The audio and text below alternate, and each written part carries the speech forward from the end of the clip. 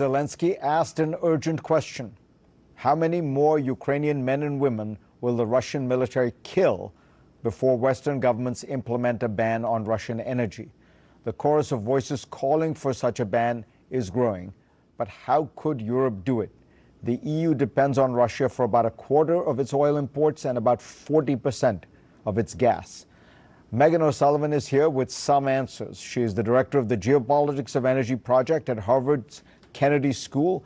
She was Deputy National Security Advisor for Iraq and Afghanistan under George W. Bush. Meghan, welcome. So I want to start by asking you a baseline kind of question, which is if you had your job as Deputy National Security Advisor and President Biden called you in and said, I want us to work on driving down Putin's oil and gas revenues. Can you come up with a plan? Is your basic view it's doable but hard, or it's really not in the realm of possible? Well, thanks, Fareed. Good to be with you. And I would say it's certainly doable, and the question is at what cost? And there are different components of this, as you know, and the Biden administration, as you know, has already decided to cut off its import of oil and gas from Russia. But the real question, I think, is Europe, the extent of the rest of the world, and Europe makes up such a significant amount of the purchase of Russian energy from both the oil and gas perspectives. So I would say if I were asked to present a plan, I would say, let's break this into pieces. The first piece is probably coal, which Europe has already announced its intention to do. The next piece would be oil. And that, I think, is really the critical piece, because in 2021, the Russians made about $3 for every dollar. They made $3 in oil revenues for every dollar they made in gas revenues. So while we hear a lot of talk about oil and gas together, if we're really trying to choke off Russian revenues, it's oil that is the critical factor. And then gas is even harder, but not as critical to the Russian revenue streams. So let me just put up a graph which illustrates the point you're making in terms of where revenues come from. So the Russian revenues from oil, 2021, 178.9 billion. Gas is just 61.8 billion. A lot, but as you say, almost a third as much as oil. So what would you do about oil? How do you replace Russian oil? Sure. And let's talk about this from the perspective of Europe. We just heard very passionately from Gordon Brown. And Europe is really, this is where the sanctions against potentially Russian oil are most in play. So right now, Russia exports about 7.8 million barrels a day, or up until recently, let's say that, of both oil and oil products. And about half of that goes to Europe. So we're talking about 4.5 million barrels of oil going from Russia to Europe every day. And what would happen to the world and to Europe if that were cut off in very short order? So the oil market, unlike the gas market, as you know, is global, and oil is a fungible product. So at least in theory, the oil that Europe wasn't consuming could be fed back into other markets, and that ultimately there'd be some kind of rebalancing or reshuffling of the whole global system. That's in theory. In practice, I think it would be a lot harder, although certainly some of that oil would make its way back into the system, most likely through China. China's really the key here if we're asking about what happens to the oil market.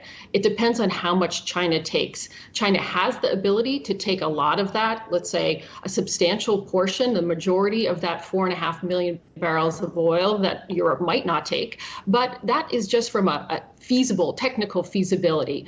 It really also is a political question for the Chinese. They've become, they cultivated this very close relationship with the Gulf producers and might be reluctant to jettison that or to scale it back in favor of accepting a substantial amount more of Russian crude. So there's the Chinese. We can talk about OPEC being another source of trying to make up that lost supply, as well as some outliers like Iran and Venezuela. But all of these have uncertainties around them, and there are time lags to all of them. Add to those pieces of supply. You also have the prospects of American increased oil production, but more likely we're looking at a continued reliance on the Strategic Petroleum Reserve at least for a few months. So the bottom line, Fareed, is that there are a lot of places where the world could make up that shortfall, but all of these, as I said, have a lot of uncertainty around them, and it would take an unprecedented amount of cooperation and real savvy execution to make sure that there wasn't a huge disruption in the oil markets as a result of a ban on Russian oil to Europe. Meghan, so what you're saying, which is very important, and I think not enough people understand, it's not just enough to increase the supply by getting OPEC to pump more or getting Venezuela to pump more or getting the Iran nuclear deal so Iranian oil comes out. You also have to make sure that that Putin's oil doesn't just go to another buyer. And that's why dealing with the Chinese, dealing with the Indians potentially, who would otherwise simply substitute and Putin would get the money just from another source. Now, I got to ask you very briefly the hardest one, which is gas. What do we do about gas? I have a minute, so I'm going to ask you to be brief here. Sure.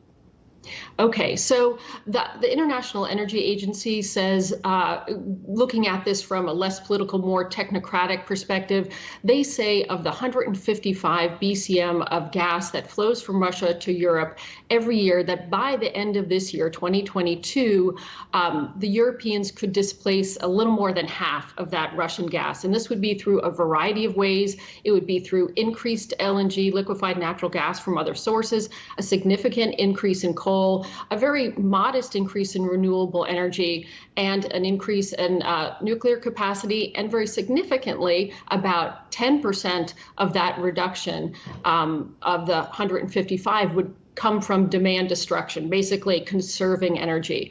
So there is some way of feasibly replacing about half of Russian gas exports within the year, which is not overnight.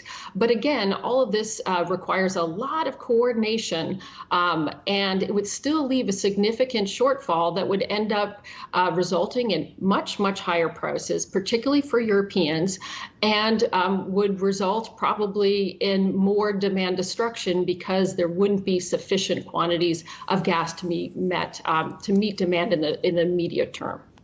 So again, I will just conclude by saying all of this is feasible, and under the circumstances, I think it is almost inevitable, at least on the oil side. But it will require a lot of coordination, a lot of markets moving things, a lot of political stamina to actually see this happen. Meghan, thanks so much. That was very instructive.